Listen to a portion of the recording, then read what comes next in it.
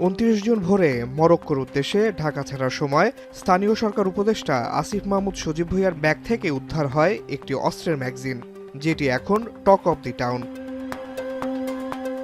এছাড়া এয়ারপোর্টে ২ দফায় স্ক্যানিং করার পরও ম্যাগাজিন ধরা না পড়ায় প্রশ্ন ওঠে এয়ারপোর্টের নিরাপত্তা নিয়েও। সোমবার সচিবালয়ে আইন শৃঙ্খলা বিষয়ক কোর কমিটির বৈঠক শেষে তাই এই নিয়ে সাংবাদিকদের প্রশ্নের মুখোমুখি হন স্বরাষ্ট্র উপদেষ্টা। বলেন, উপদেষ্টা আসিফ মাহমুদ নিজের লাইসেন্স করা অস্ত্রের ম্যাগাজিন নিয়ে ভুলে এয়ারপোর্টে গিয়েছিলেন। জানান, এয়ারপোর্টের নিরাপত্তা বাড়াতে এরই মধ্যে নির্দেশ দেওয়া হয়েছে সংশ্লিষ্টদের। Hire Google TV, endless color, smart living.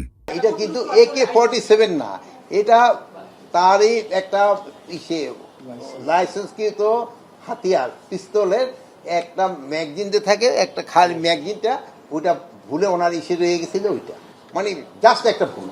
July অভ্যুত্থানের বর্ষপূর্তি উদযাপনে কোনো ধরনের নিরাপত্তা হুমকি নেই বলেও জানান স্বরাষ্ট্র উপদেষ্টা। বলেন, ১ জুলাই থেকে ৫ আগস্ট পর্যন্ত সব আয়োজন যাতে নির্বিঘ্নে সম্পূর্ণ হয় সেজন্য আইন শৃঙ্খলা বাহিনী তৎপর আছে। ১ জুলাই থেকে ৫ই আগস্ট পর্যন্ত এই ব্যাপারটাই আমাদের আলোচনা হয়েছে।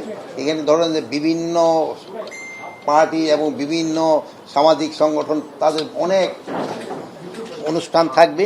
এই অনুষ্ঠানগুলি যেন নির্বিঘ্নে কিভাবে হতে পারে, এইসব ব্যাপারে আমাদের মেইন আলোচনা।